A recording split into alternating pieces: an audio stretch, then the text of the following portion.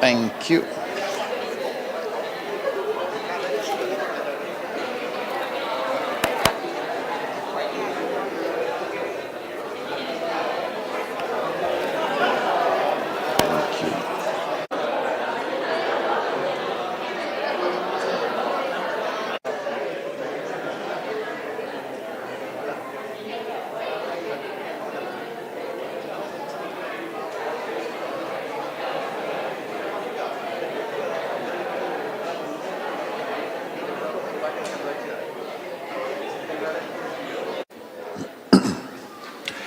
Okay, Assalamu alaikum.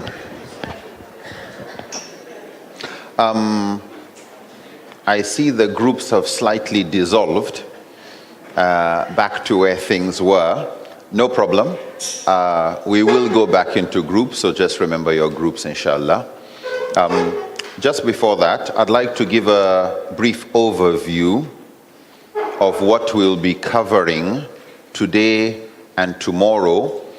Tomorrow we will start responding to questions in the later part of the day and carry on answering questions day after tomorrow, inshallah.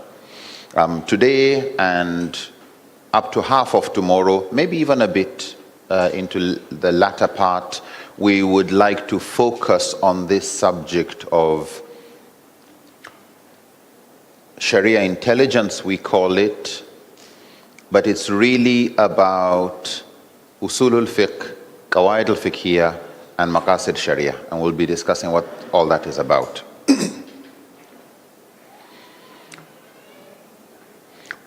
Why do we want to discuss Sharia intelligence? Sharia intelligence, you know the way you have things on emotional intelligence, on social intelligence, and ecological intelligence. The idea behind Sharia intelligence is for us to think intelligently and in a sensible way about Islam, particularly Islamic jurisprudence. And this has become important because there are so many fatwas going out that have not been processed. Usually, if you're going to produce any medicine or food, I think there's a regulatory body in Malaysia that ensures that the drugs or the medication or the food has reached a minimum standard of quality, that you can't just add anything and give people. Unfortunately, anybody can add and concoct any fatwa and give it out online as an answer to a question. And what people do is they have a question, they type it, whatever answer they give, it says it's from Sheikh somebody or Imam someone, and and that's it. It's an Islamic answer. It was given by a Sheikh or by an Imam. That's one problem we need to face. In other words, when you have fatwas, do you just accept them, or do you have a criteria, a way of identifying a good fatwa and a wrong fatwa? A fatwa that has been given by somebody who knows how to give fatwa, and a fatwa that has been given by somebody who doesn't know how to give it.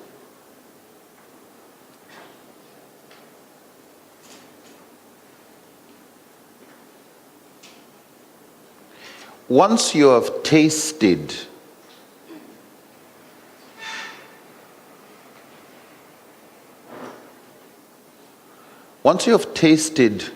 good nasi lemak, you know what a good one tastes like. And you know when somebody doesn't know how to prepare it. You don't need to be taught. All you need is sufficient exposure to good, and the bad becomes clear. I was asked, first time I came to Singapore, we're about to go into the hotel, and there was this signboard with one round greenish thing, and they said no durians allowed inside. I didn't know what a durian was. And it's like Durian's allowed inside. Durian, is that some type of people? Is it a kind of animal? You know, like there's definitely discrimination. And I hear Singapore is a fine city. There's fines for everything. So what's their problem with durian? So after seeing it a few times, I asked, and they said, oh, it's a type of fruit.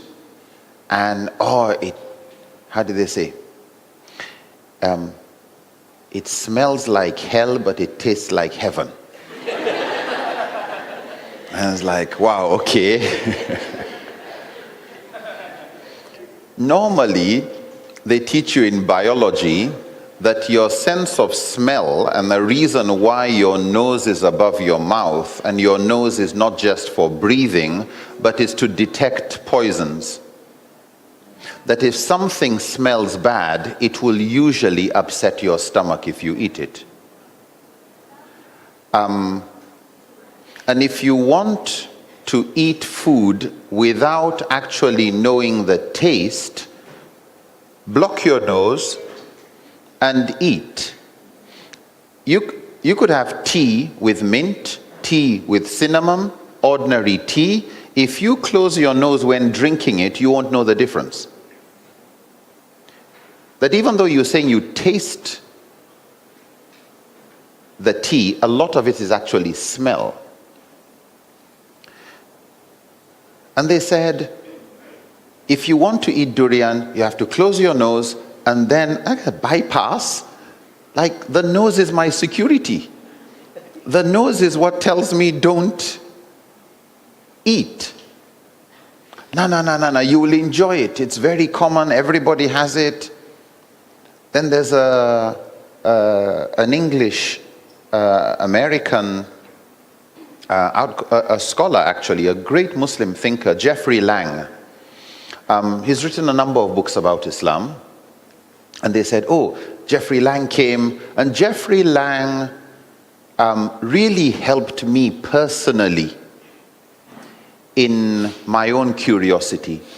He wrote 3 books about Islam: Struggling to Surrender, Even Angels Ask, and Losing My Religion, A Call for Help.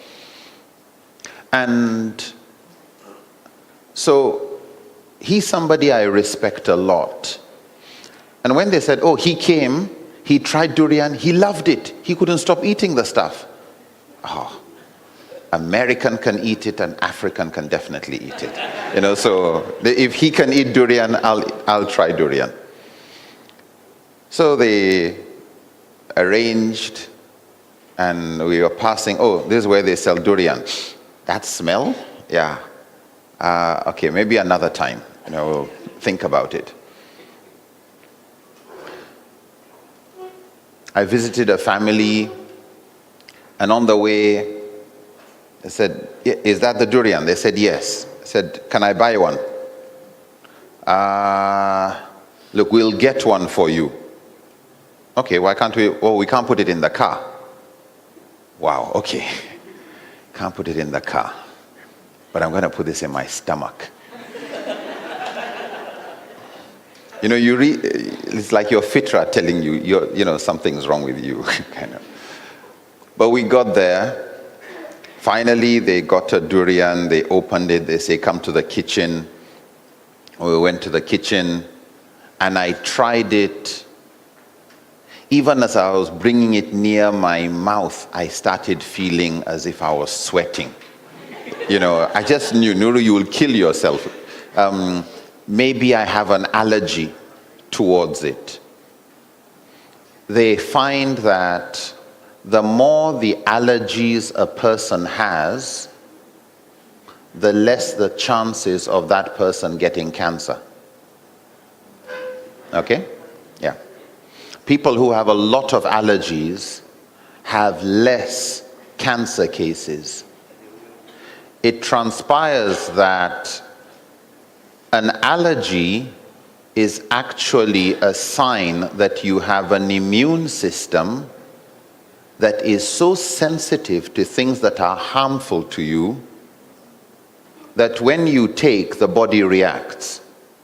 Whereas some of us who are hardly allergic to anything, we gobble all the rubbish and then we end up with cancer and everything. So allergies are not all that bad, as inconvenient as they may be.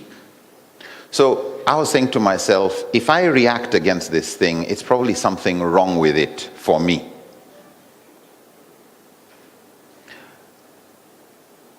Finally, I tasted it, and it tasted like, I will not spoil the name of durian. They call it the king of fruit, so, just leave it alone, but mashallah, thank you, not for me. I was in Sri Lanka, and they said, no, you've not tasted a good one.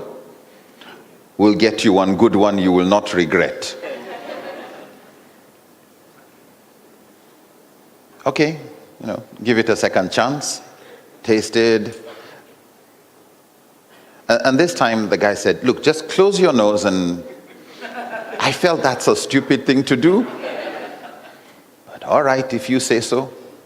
So I closed my nose and finally was able to get the thing in. Kind of like, okay, I don't see the big deal about it.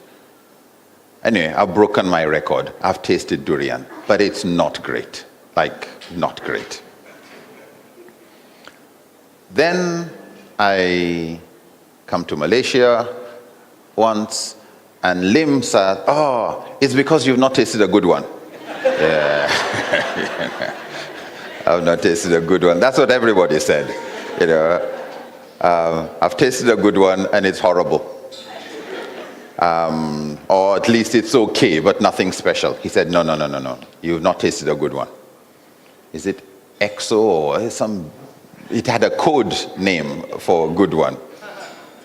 He said, at that time, it's not in season, but when it's in season, I'll get you a good one. All right. And for me, I've tasted durian, I can talk about durian, and there's nothing special about durian.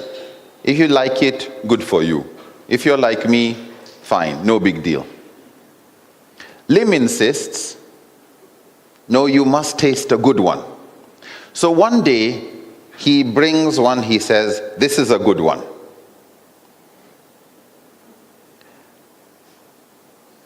Lim is someone who, he's a specialist when it comes to food. Yeah, there was once we went to Shah Alam for a program with some of the brothers, and Lim had told a friend here, Ali, after you finished, go and have dinner at this place. And after we finished, and Ali said, where to go and have dinner? We're tired, we want to go to the hotel. Where is this place? Oh, you go this way, how many minutes? About 20 minutes. 20 minutes? There's food everywhere. Just go anywhere. No, we can't tell Lim we went anywhere. Lim said we should go to this place. Like as if it's a new Akida. Lim says we should go to this place. You know what, yeah. Just look for where people are eating, we'll stop there. I think we waited for about 30 minutes before the food came. And when it came, you kind of like, I wish we had followed Lim's advice. So when Lim tells you go somewhere, you kind of feel this is a prophet when it comes to food. And so when Lim says this is a good one, you kind of like, okay, he's got a track record, so we'll go with his advice. I tasted durian and it tasted great. It was nice. But that's because somebody got a good one. And I had something to use to compare with the ones that were not so good. If you didn't show me a beautiful one, I would not know I was dealing with an ugly one. Social psychologists actually say, if you're thinking of getting married and you want to go and see a lady, don't go with your supermodel, handsome-looking friend. Yeah.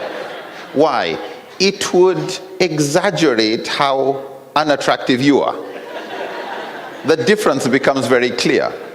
You know, if somebody shows you a note and says, this is counterfeit, really? It's when they bring the real original, you're right. It's easier when you see them together. We have so many Muslims who, when you talk about the beauty of Islam, they don't know what you're talking about. Yeah.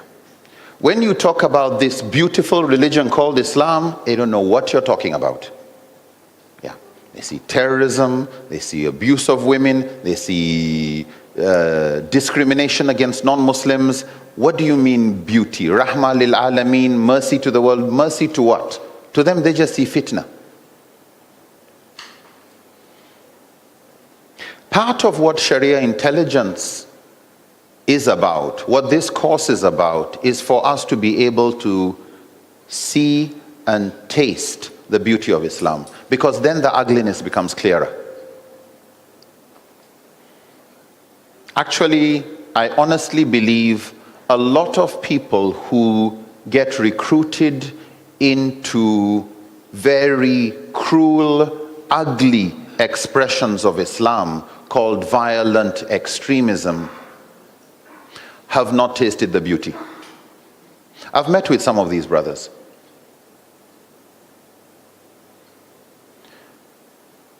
When you say the Prophet ﷺ once stood up in respect for a dead Jewish woman as her funeral was passing, and Sahaba asked him, Prophet, why are you standing up? She's Jewish. And the Prophet answered, was she not a living human being? You know, it didn't matter what her religion was. She was a human being. Yes, لَقَدْ كَرَّمْنَا بَنِي Adam. Not just Muslims. Allah has honored the children of Adam. And the Prophet stood up in respect. But you can't stand up in respect for somebody. I'm not talking about arguing in fiqh. I tell you what the Prophet did. What was done.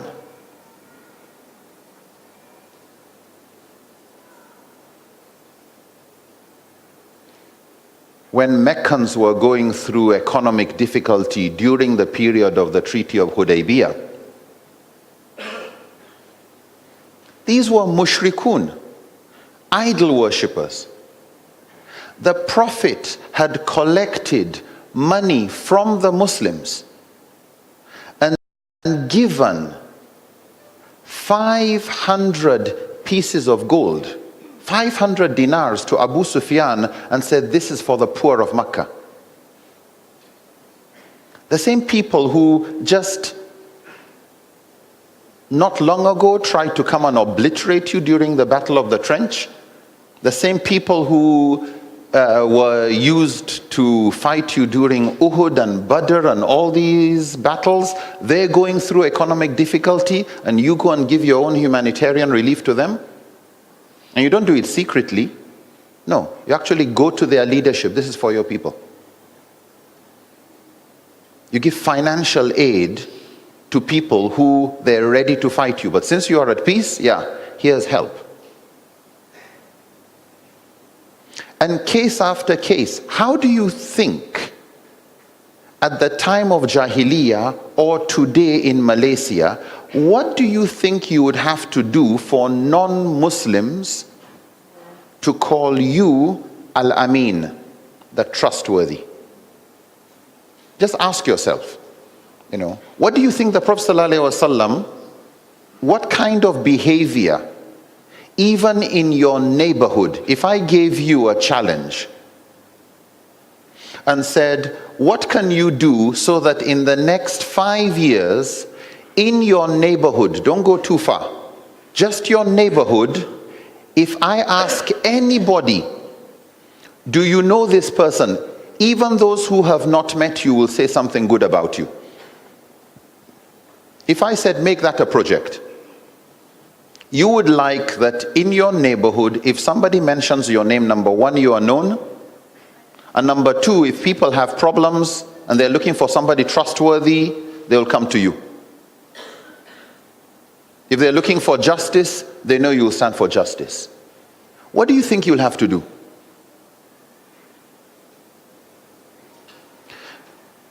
There is so much in the beauty of the behavior of the Prophet ﷺ. So many of these cases that we sometimes get too tied up in controversies of fiqh and law and jurisprudence, and this scholar said, and that tafsir, and that sharh of that hadith, and the clear sunnah that nobody argues about. We are ready to push that aside for this person's interpretation, even though scholars differ on that one. Nobody argues about this, but we'll still push it aside.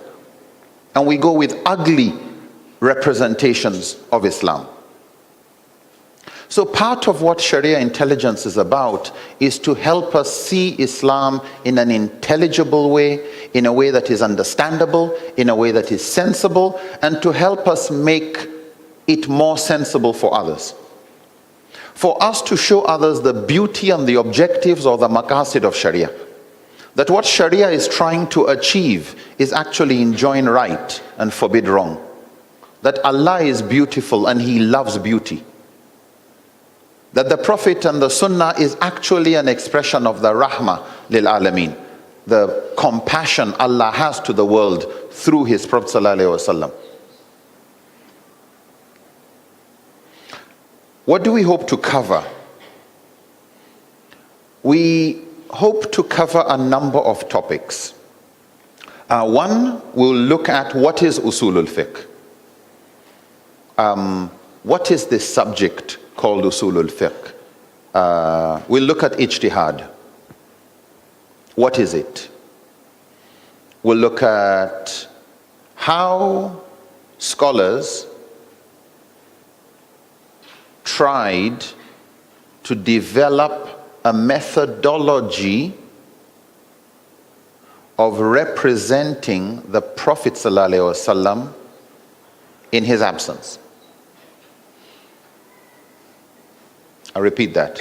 A methodology of representing the Prophet ﷺ in his absence. When the Prophet was around, revelation was being revealed. If anybody had a question, you just went and asked the Prophet ﷺ. So it was simple. When the Prophet passed away, how did the Sahaba handle things? Because some of these Sahaba were what we will call our first mujtahids. These are our first greatest scholars. They understood the Quran, they saw the Sunnah live, they were there as the Quran was being revealed. But now there's nothing from the Quran or nothing in the Sunnah, the Prophet is not around, and they want to solve a problem, and the problem is not in the Quran or it's not in the Sunnah, or the context has changed. How do they go about keeping to the Sunnah of the Prophet ﷺ? But in his absence. And how did subsequent generations try to develop methodologies so that when later blood transfusion is invented, organ transplant is invented, insurance is invented, a new banking system is invented, a new political or administrative system of society is invented, how can we answer whether this is acceptable or not acceptable in Islam? So we'll look at the methodology scholars developed for representing the Prophet in his absence. But because they wanted to represent the Prophet in his absence, they would have to use certain tools, certain sources. So we'll look at the sources of Sharia. We'll look at the Quran, we'll look at the Sunnah as what they call the primary sources. We'll look at other sources like ijma, or what is called consensus, or qiyas, reasoning by analogy. We'll look at other tools they used, like maslaha, concern for public interest, or istihsan, juristic preference. We'll look at those who felt the ra'i of a sahaba, the opinion of a sahabi that is not contradicted by any other sahaba. We'll look at even things like saddu zariya, blocking means to a haram, urf or custom, how the Sahaba, how the great Imams learned from the Prophet and the companions how to deal with custom. The Prophet was an Arab. But they noticed that even after he became a prophet, he didn't change everything in Jahiliyyah culture. It was Jahiliyyah culture, not Kufr culture. There was a lot in Jahiliyyah culture that was good, and he preserved it. In Islamic finance, you hear of musharaka and mudaraba. You'll hear of ijara. You hear of different financial instruments. These were being practiced even before Islam. We call them sunnah because the Prophet did them. But they were there before him. And he just, this is okay, and this is okay, and this is okay. This one, change. This burying of girls alive, no. This type of marriage, no. This other law, no. This one, fine. This one, fine. So scholars wanted to find out what was the criteria for saying this is good and leave it alone, and this is not acceptable. And what was even a criteria for the Prophet accepting certain cultural customs, certain customs that were good as a basis of law. That actually it became law. And we'll look at that. So we'll look at the various sources of Sharia. We'll also look at the level of certainty. When you say something is haram, how certain do you need to be before you say it is haram? Because when you say haram, it means there's a sin for doing it. When you say something is fard or wajib, it means there's a sin for omitting it. Okay? They're just two sides of the same coin. Haram is a sin if you do it. Fard is a sin if you don't do it. So one is a sin of commission, the other one is a sin of omission. So one is prohibited, one is compulsory. But when you say there's a sin, you mean Allah will punish. Does anybody have a right to say Allah will based on any kind of evidence? Because then you may be lying against Allah. You can't say it's haram just because you don't like it. You can't say it is fard or compulsory or wajib just because you like it. You must be able to link it to Allah either directly through the Quran or through the Sunnah. But even if it is in the Quran, even if it is in the Sunnah, and it's an authentic verse, nobody argues about the Quran, or it's an authentic hadith and nobody argues about that hadith, for example. How are you sure that the meaning is what you understood? Because if it has two meanings or three meanings, or scholars differ on what it means, how do you take one meaning and say that's what Allah meant? So, scholars were not just interested in trying to get sources from the Quran, from the Sunnah, Qiyas, Ijma, and other ways of getting closer to the Sunnah of the Prophet ﷺ. They also wanted to know the level of certainty with which they were speaking. How certain were they that this actually represented the Prophet ﷺ?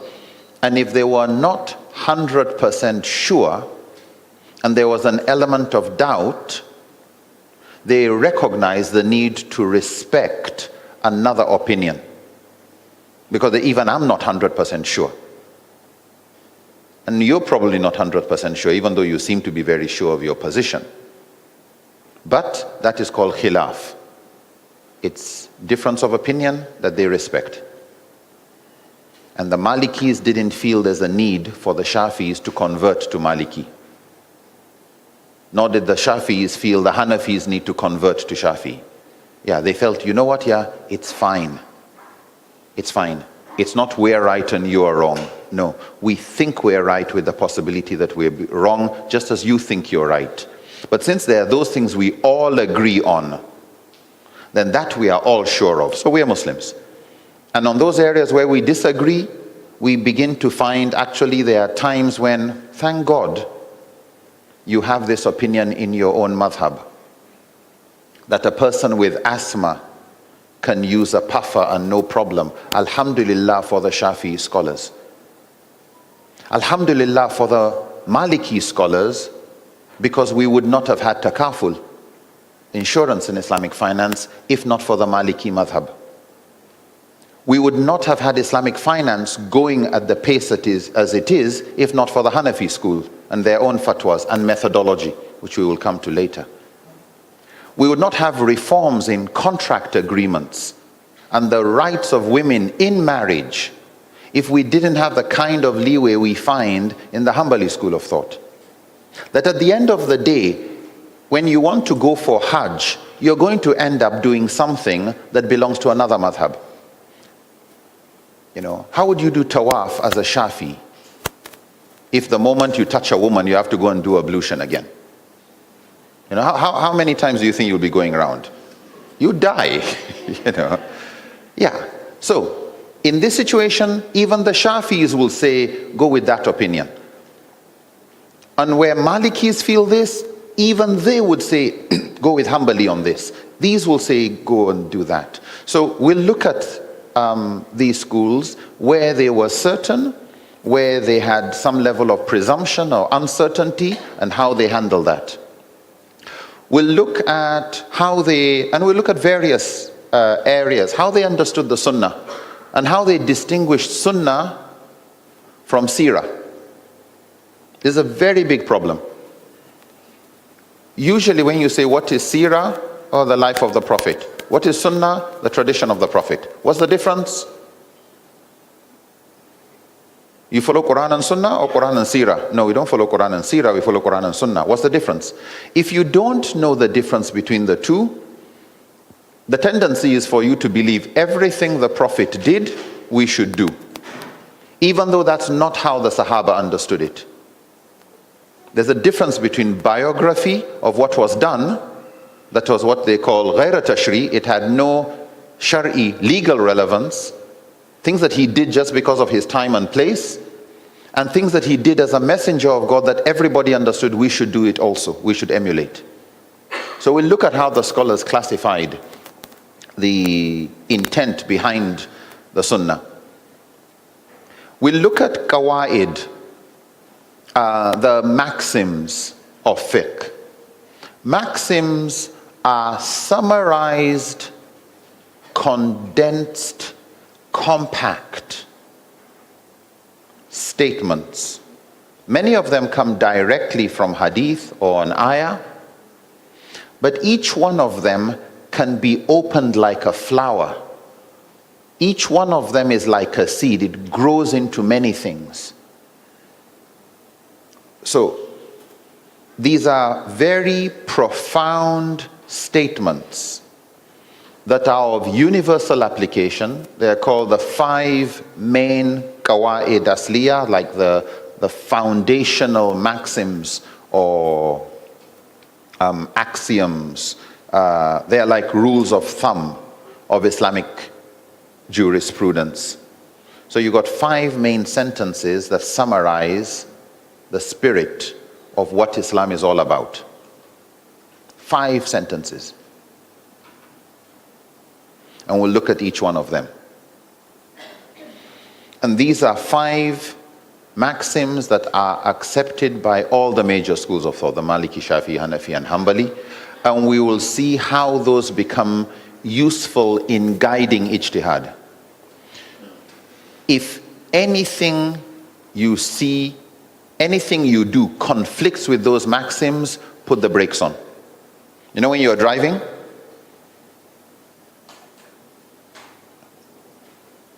When you're driving in your car and all cars are moving the other way around, even people that were going straight start turning back, what do? You just keep going? No, you put the brakes on. What's going on? You know, why is everybody changing their mind? The moment you start finding these major maxims are going against what you're doing, please put your brakes on. Consult somebody. Yeah. look for somebody who knows better.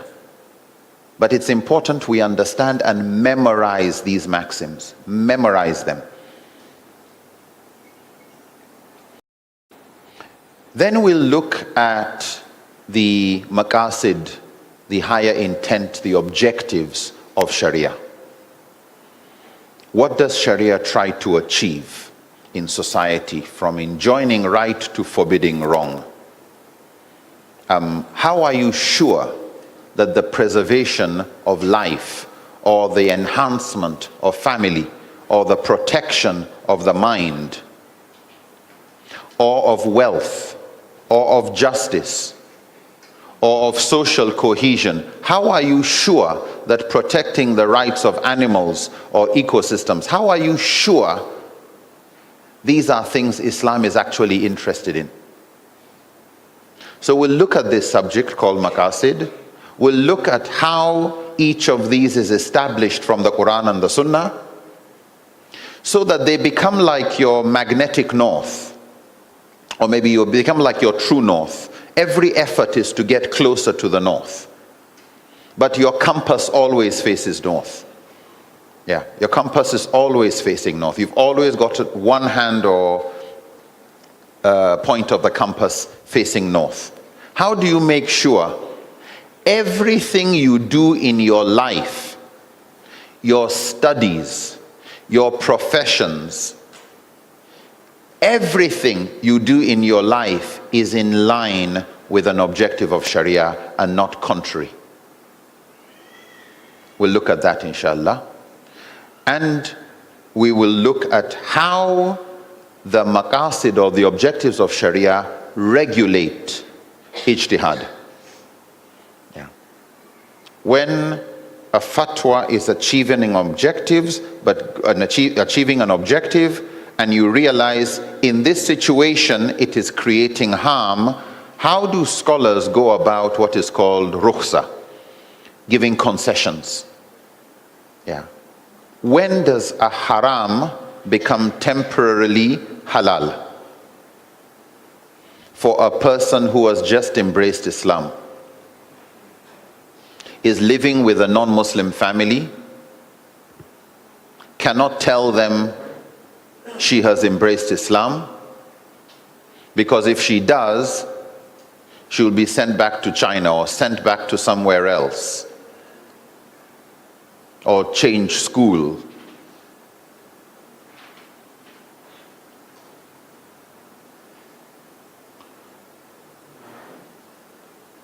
How does she pray? Can she combine her prayers? Can she sit at a table where alcohol is being served? Can she eat food when she knows pork, pig meat was cooked? Would she be allowed to eat pork under any circumstance? These are practical questions, and it is important to understand not just is the answer yes or no. That's not what we are here for. What we want is to understand, how does a scholar approach that kind of problem? Yeah. Why can that question not be answered? That question is presently being faced by somebody in KL. Okay? Why can the answer of yes or no not come from Nigeria or Saudi or anywhere else? Why can you not outsource a mufti? Why can't you just get one great scholar from somewhere? He used to be the mufti of Malaysia. Why does it have to be a Malay? Okay. Why is knowledge of the local context and reality critical before a person can exercise ijtihad and issue a fatwa?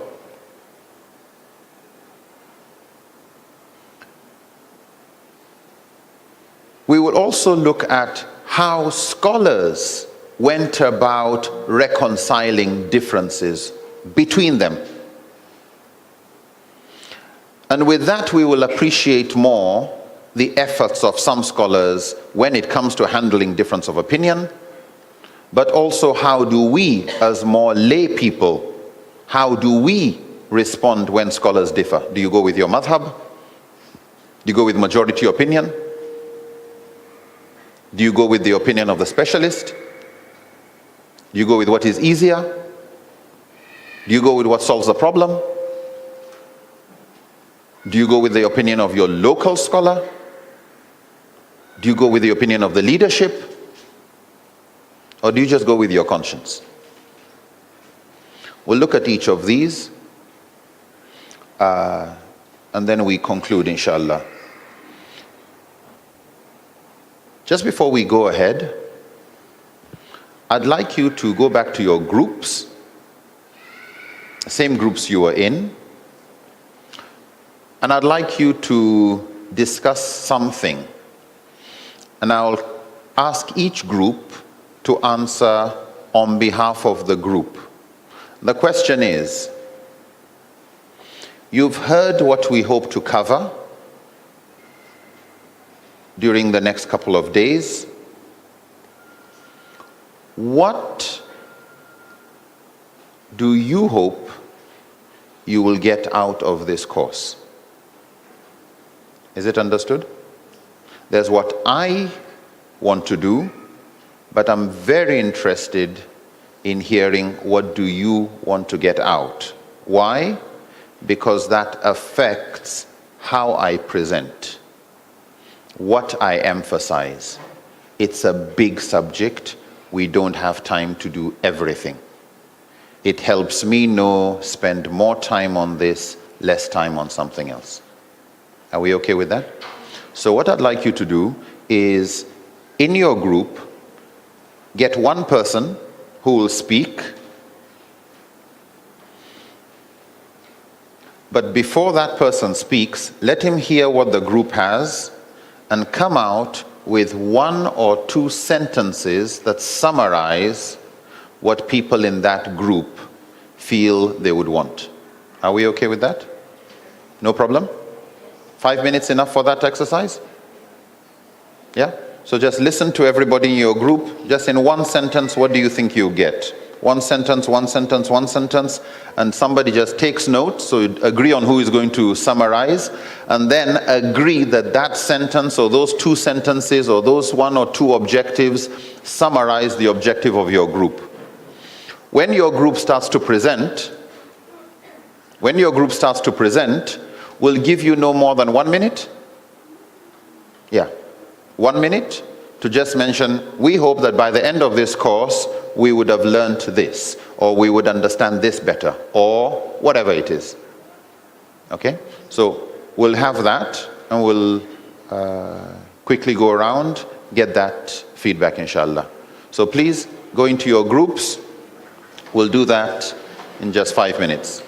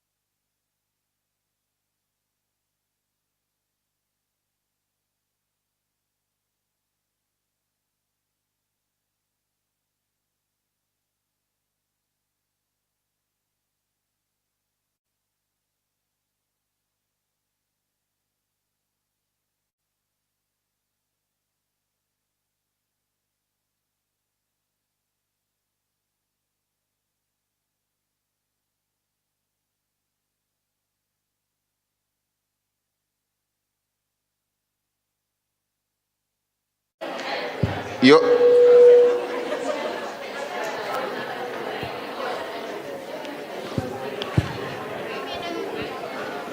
Oh, okay. No, wait. This group is very excited about presenting first. No problem. Just wait a bit. Is this group ready? All right. So what I'll do actually, we'll go according to readiness. If you're ready, put your hand up. So, okay, everybody ready. Then halas. Then we'll start. I'm in the 4 different school of thoughts and practice it in our daily life. Thank you. Excellent.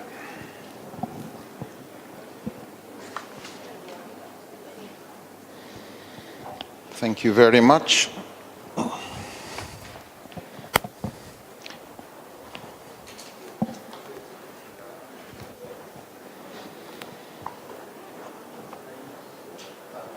Okay. No,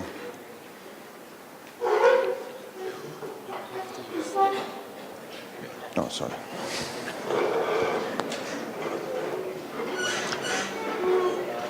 Can you just please encourage, because there is a group of members in here.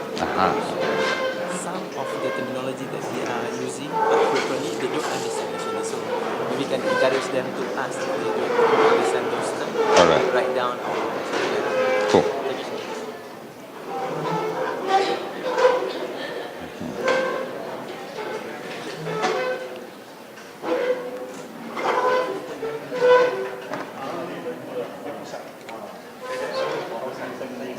Good. Just to see how bright. Very good. Good. Thank you.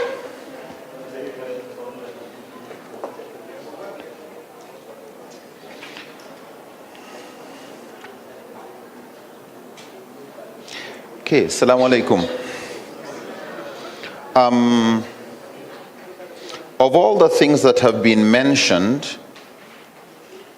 I'd like to start by emphasizing 3 that unfortunately this course is not going to be focusing on. Number 1, at the end of this course, and I'm sorry to say this, you will not be a mufti. Okay? I wish it was that easy.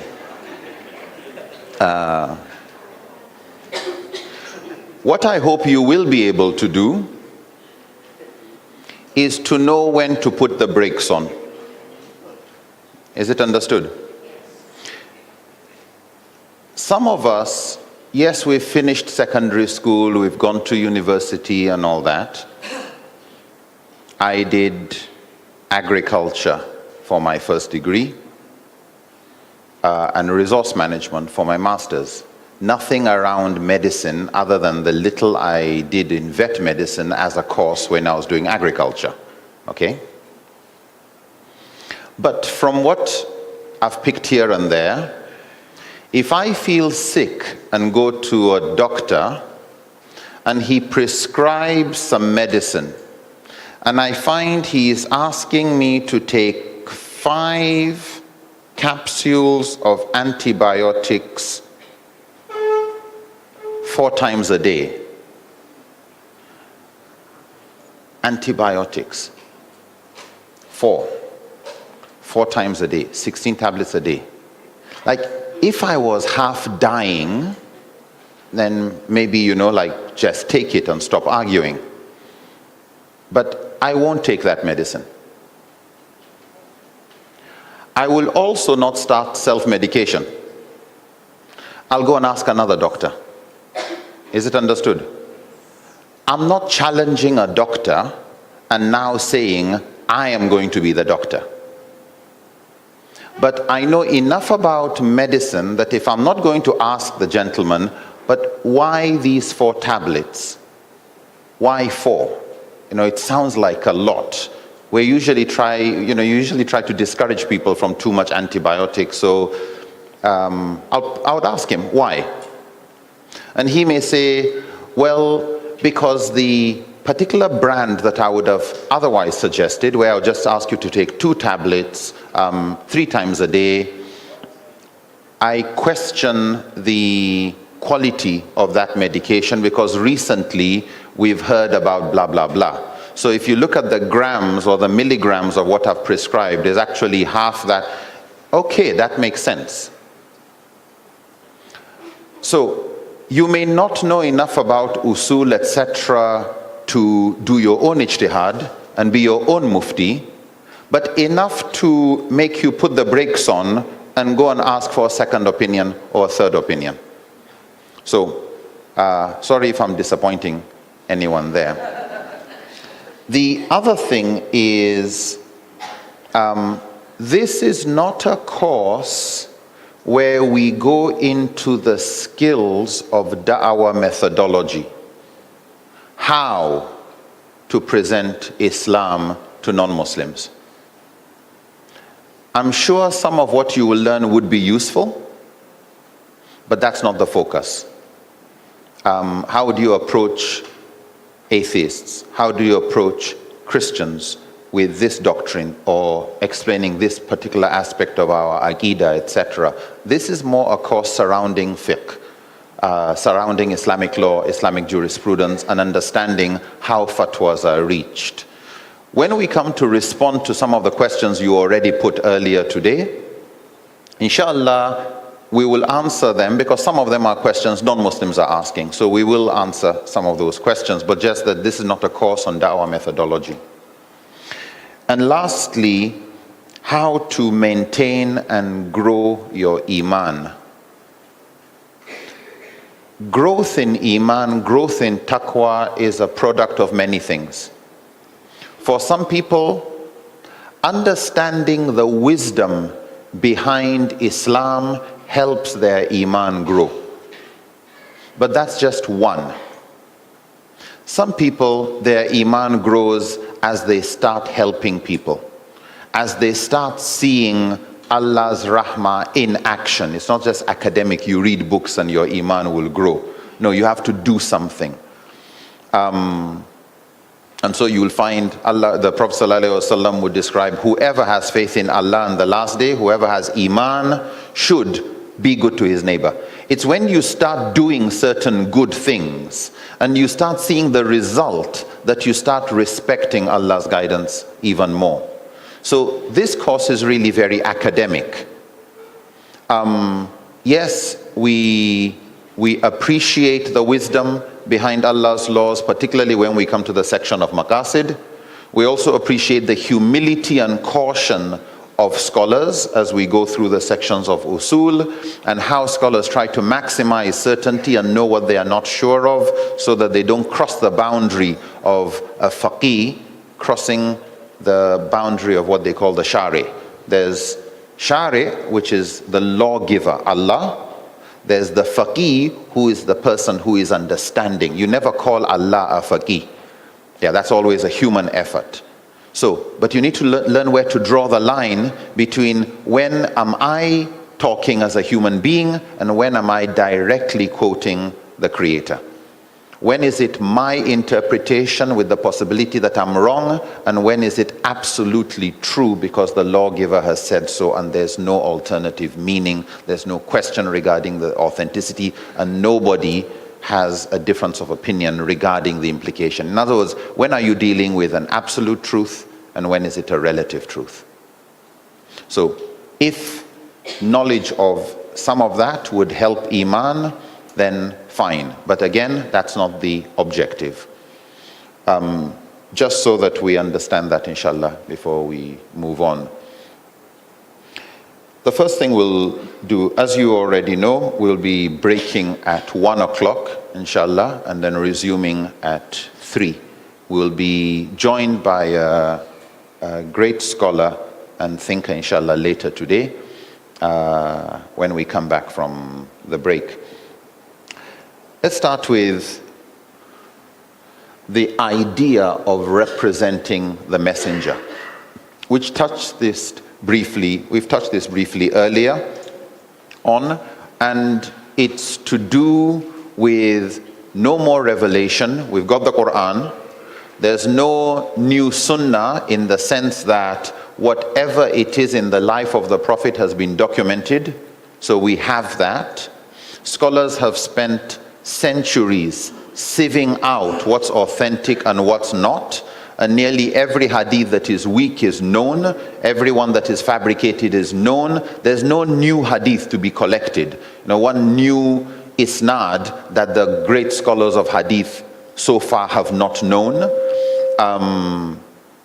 Most by the 3rd century of Islam, definitely by the 4th century, every conceivable hadith in circulation had been collected, has been analyzed.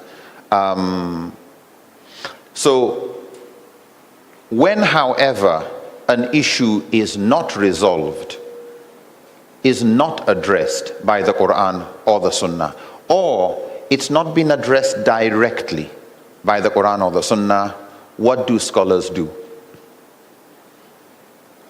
We gave examples of things like organ transplant. Now I'll use that because we've all been involved in blood donation. Either you've donated or you've received or you're close to somebody who donated, but you know what it is. What does the Quran say about blood transfusion? Nothing. If by that you mean directly. What does the Sunnah say about blood transfusion? Did it happen at the time of the Prophet? No, it didn't. So it's not in the Quran, it's not in the Sunnah that you get a clear answer regarding yes or no. Is there an ijma, a consensus of the mujtahid scholars of the past or of the Sahaba? No, because there was no procedure like blood transfusion at that time. So there's nothing in Quran, nothing in the Sunnah, but yet we still want to know how to classify this action. So what some scholars do is what is called qiyas, reasoning by analogy. Reasoning by analogy. Is there something, was there some kind of organ transplant at the time of the Prophet ﷺ? We know there was a Sahaba whose nose had been cut off during Jahiliyyah period, and he had a silver mold of a nose put on, but it got septic and was smelling. And he asked the Prophet ﷺ whether he could put another one made of gold, because gold is less reactive. And the Prophet said yes, and he put a gold one on. So we can do qiyas, analogy, with prosthetics. A fake arm, a fake leg, another organ. So we could do qiyas there, that is reasoning by analogy. This is similar to that, so if this was done. But do we have something like organ transplant? Another human being to another human being. What does the Quran say about blood? We're prohibited from consuming blood, but is blood transfusion similar to consuming blood? When the Quran prohibited the consumption of blood, would we say that is similar to blood transfusion? And if, as the majority say, no, it is not similar. You do not say it is similar to eating. So because a fluid, whether in organ transplant or in sexual intercourse, because a fluid moves from one person to another, it is not described as consuming. So they would say you can't use qiyas, you can't use reasoning by analogy to say this is similar to eating. So if you will not get an ayah from the Quran, no hadith on blood transfusion, no ra'i of Sahaba, no ijma, you can't use qiyas, then what are you going to use? You would use other tools, which we will look at. Because you finally want to arrive at to do or not to do. Is it, must we do this blood transfusion? Is it halal and actually fard to save this life? That you must do it? Or is it just encouraged?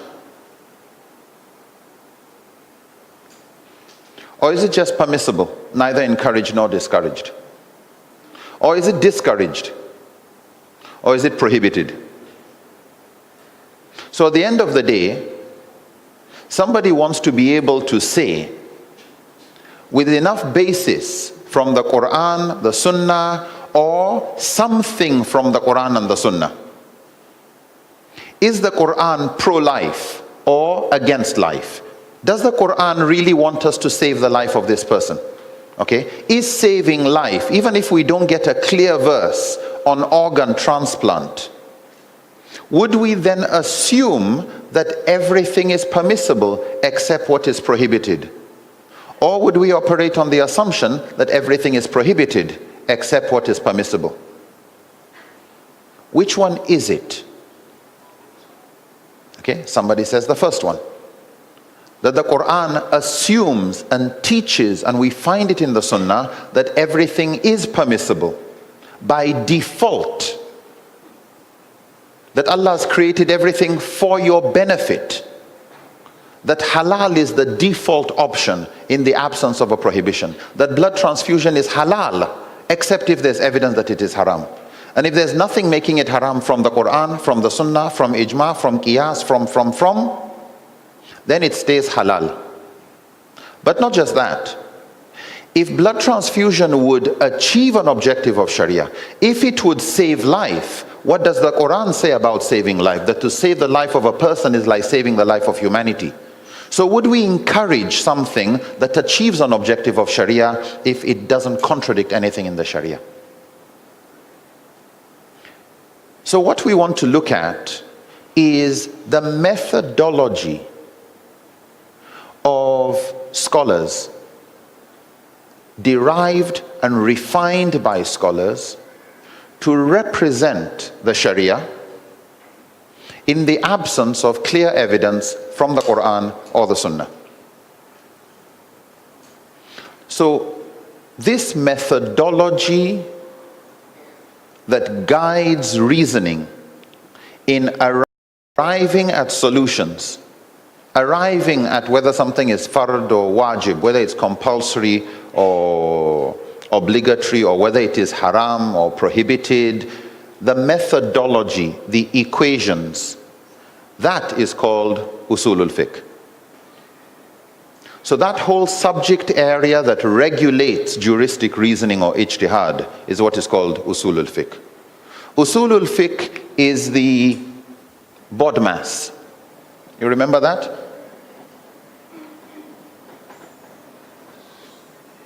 Bracket, open, division, multiplication, addition, and subtraction.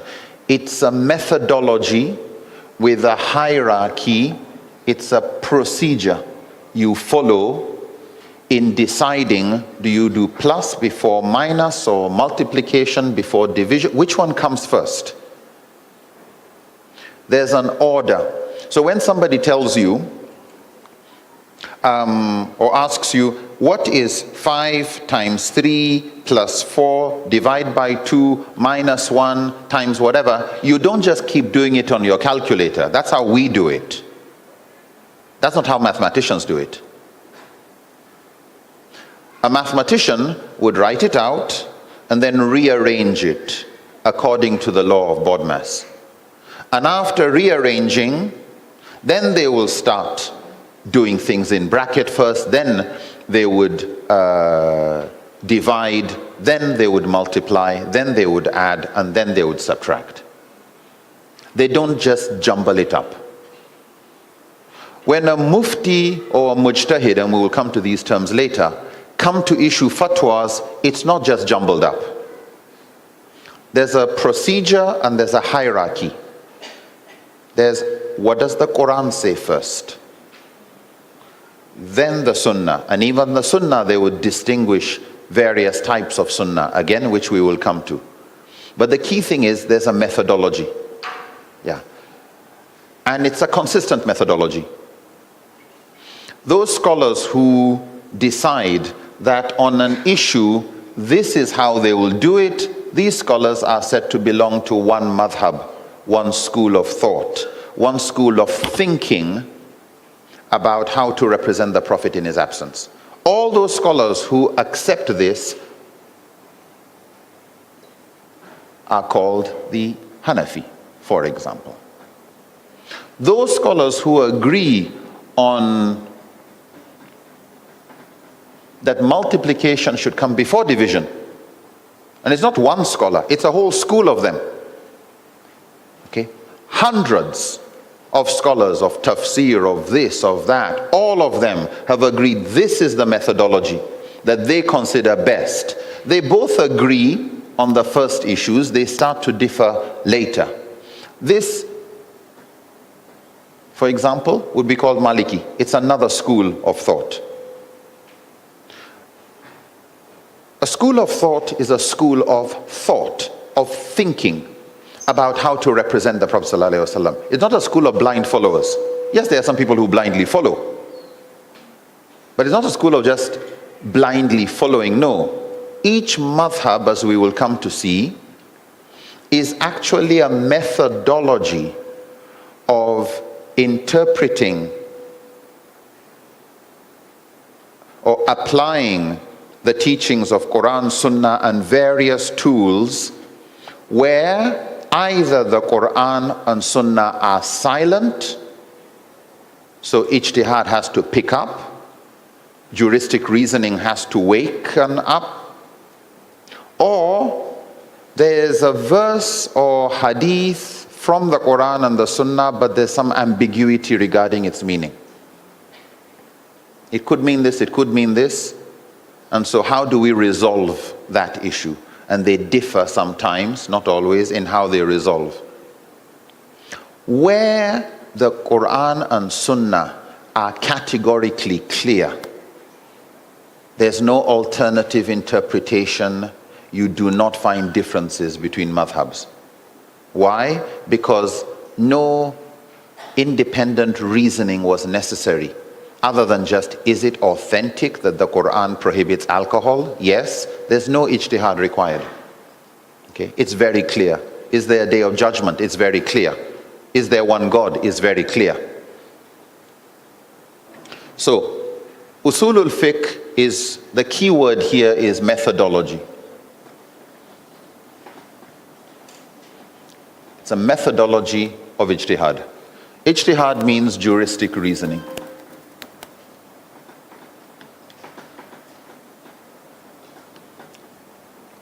Imam Abu Hamid al-Ghazali described the relationship between reason and revelation as similar to the relationship between the eyes and light.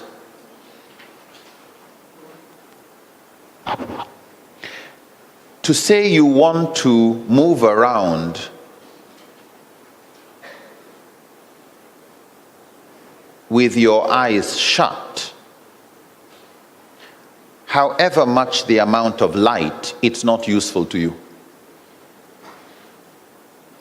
To say you want to move with your eyes open in pitch darkness is also not useful. You need your eyes, you need light to get guidance. You don't go with the Quran and Sunnah with no reasoning. Why? Because the Quran and Sunnah is not meant for people who cannot reason. That's why you don't consider children as responsible for anything. That's why people who are insane are not deemed sinful for the things they do. The Quran and Sunnah describe, the Quran describes itself and the ayat as being liqawmi yatafakkarun, li'ulul albab, for people who would think, li'ulul albab, for people who will use their minds, liqawmi yaqilun, for those who will use their aql, their rational faculties. It's not meant for people who won't think, who will not do tadabbur, who will not contemplate on the meaning, who don't care about the grammar, who don't care about what it's trying to achieve. The Quran gives reasons for why it requires us to do many things. Even things like ibadah. Allah will tell you to fast, and He lets you know you're not the first to fast. Kutiba alaykum as-siyam kama kutiba ala alladhina min qablikum. He has prescribed fasting for you, just as He prescribed it for those before you. But Allah says, la'allakum tattaqun, so that you benefit, you get taqwa.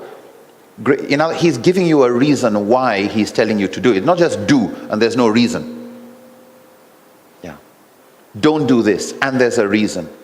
No alcohol, no gambling. Why? This is the handiwork of shaitan. He will break up your unity. He will make you do wrong. He warns you and He tells you why. In other words, Allah assumes that you are curious to know why.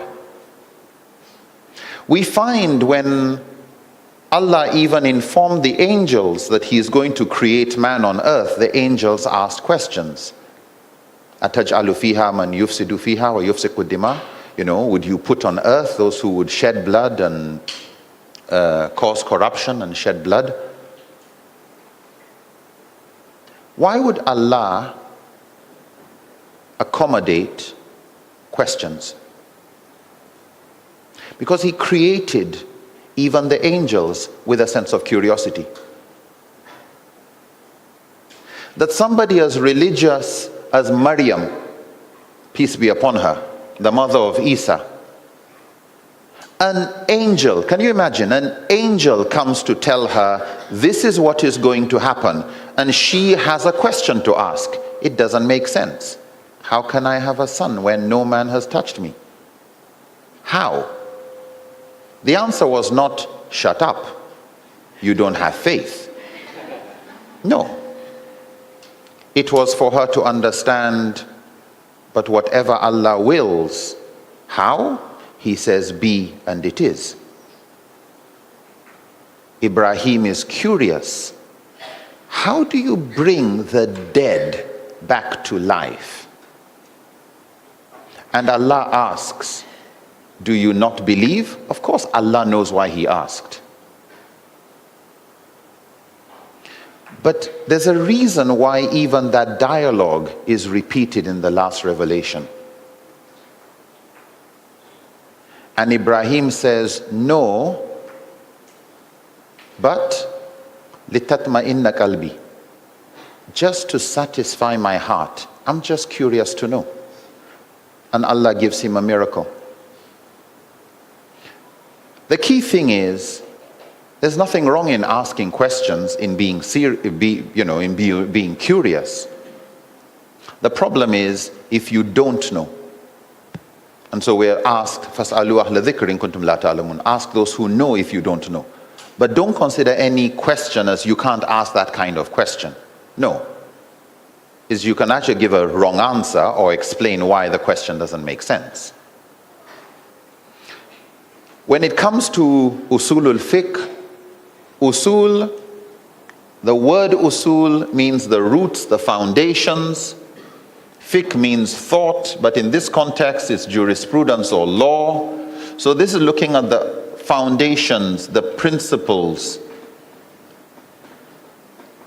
those roots of Islamic law or Islamic thought. Where does it come from?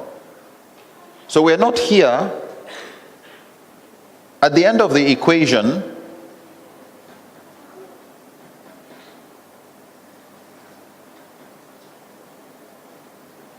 pi r square h is the volume of something. This final answer is fiqh. How you arrived on it is usulul fiqh. Are we together? Yeah. So when you're studying usulul fiqh, the focus is not on the fiqh, it's on the usul. It's on how it's arrived at. The why did we get this answer? The methodology. So it's the how and why of ijtihad. How and why of juristic reasoning. How reasoning works with revelation in a respectful manner.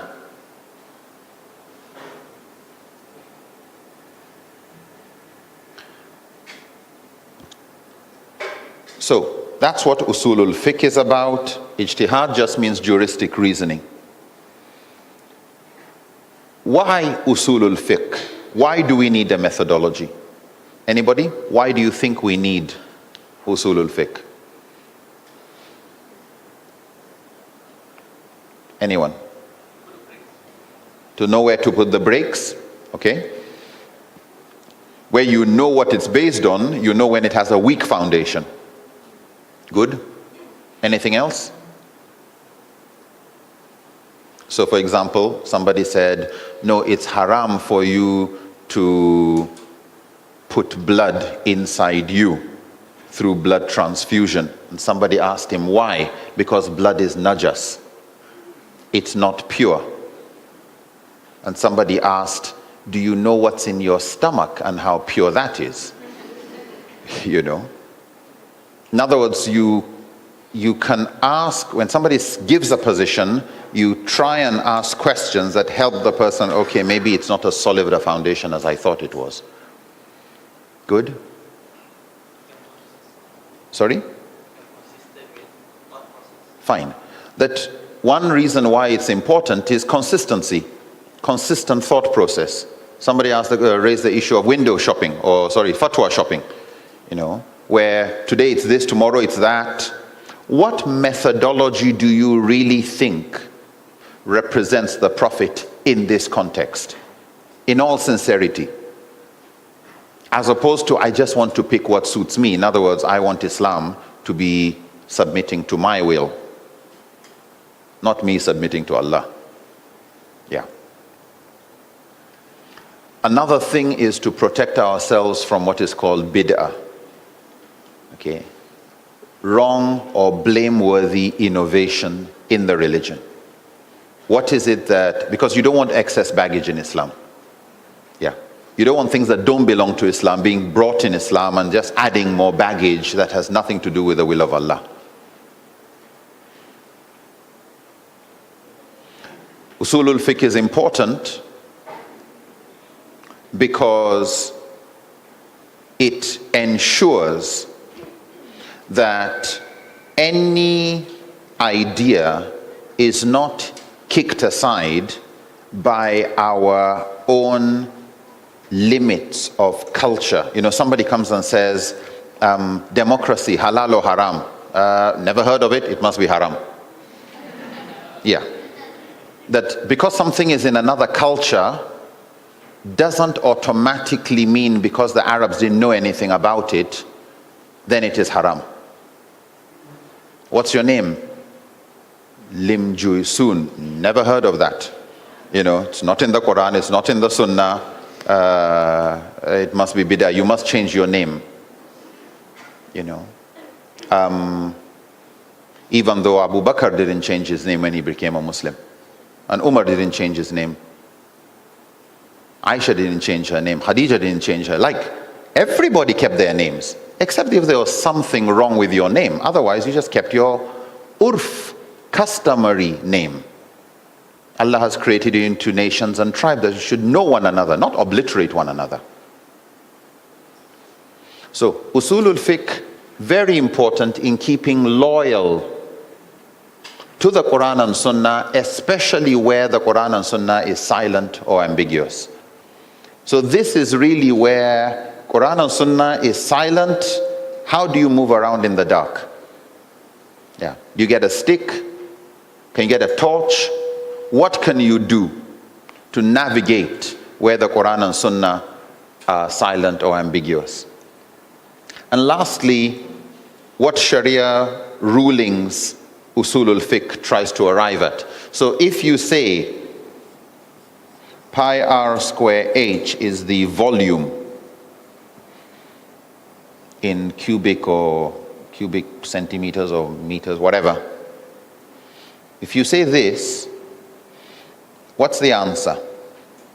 Are you saying it is wajib, it's mustahab, neutral, negative, or double negative? But this is positive, this would be double positive. Is it fard or wajib? Is it mustahab? Is it mubah? Is it makruh? Or is it haram? Now, at the end of the day, a fatwa ends by giving you a hukum.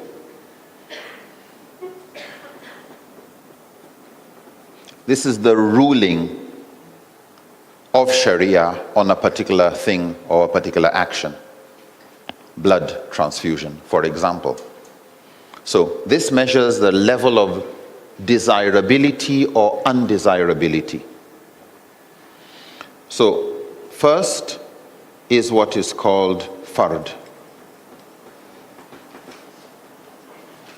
or wajib, compulsory. The second level is mustahab or mandub, recommended or encouraged. Third, mubah. This is merely permissible. It's neither encouraged nor discouraged. Okay? Do you want to eat kebabs or burgers? Do you want to eat nasi lama or durian? Do you want to... This is all mubah.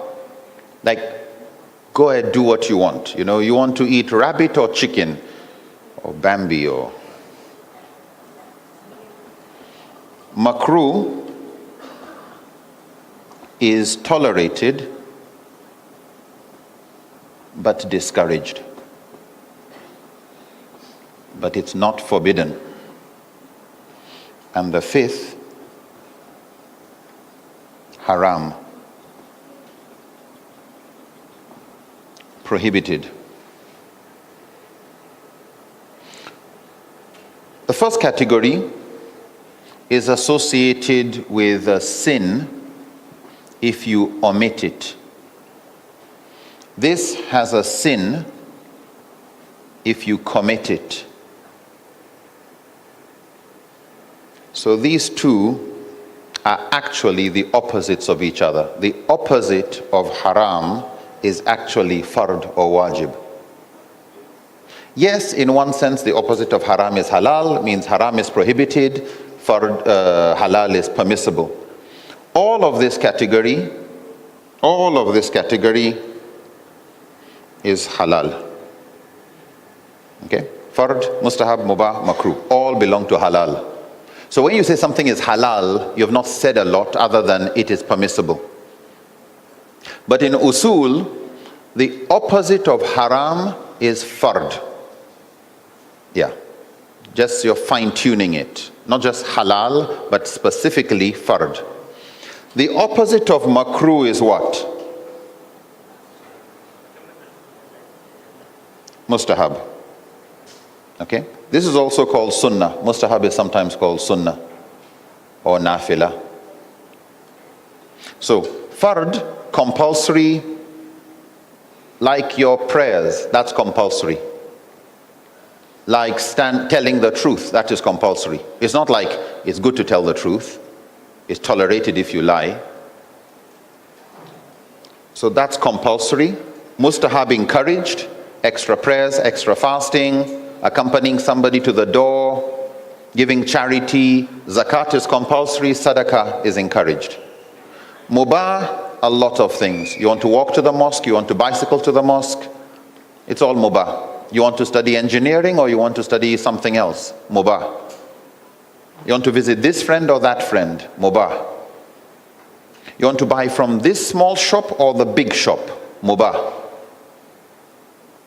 But an act can be mubah, but I want to buy from the smaller shop because I want to empower the poorer person. Then an act of mubah now becomes rewarding.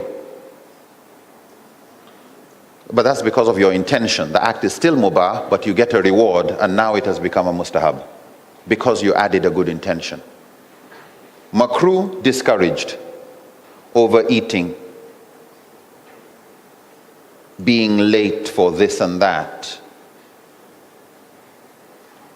not trying to be better.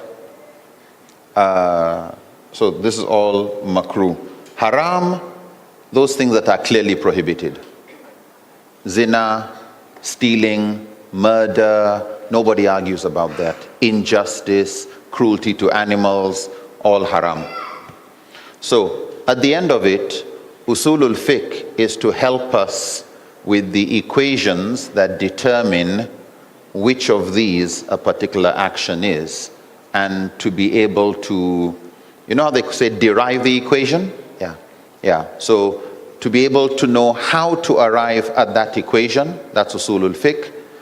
How that gives you the answer, in other words, produces fiqh. So at the end of the day, fiqh is going to tell you one of these. And what we want is, how are we sure something was wajib and not just mustahab? How are we sure something is haram, not just discouraged, makruh? So inshallah, when we come back from the break, we will start looking more closely at these equations. We'll start looking at usulul fiqh. What are these roots? What are the sources or methods used by the scholars? When you hear Quran and Sunnah, what do we mean? When you hear ijma, qiyas, maslaha, istihsan, istishab, when you hear these terminologies, what do they mean? And I'd like to please ask, if as we go on, we'll be stopping here for prayers, but if as we go on later today, you come across any question, any topic, any word I use, because this is, I know, a new field for many of us, and some of these words you're hearing them for the first time. If sometimes I'm oblivious to the fact that a word has not sunken in enough, so please just, what did you say is the meaning of urf? Probably I'll write some of these things down actually, just so that we remember. If fard wajib, what do you mean? Please, just ask. Otherwise, if you miss this part, then the rest just becomes noise making. When we come back, I will ask you to form groups, and each group will come up with their definition of usulul fiqh. Okay? So start thinking, what is usulul fiqh? Simple definition. Jazakumullahu khairan. Assalamu alaikum. We resume at 3 o'clock, inshallah.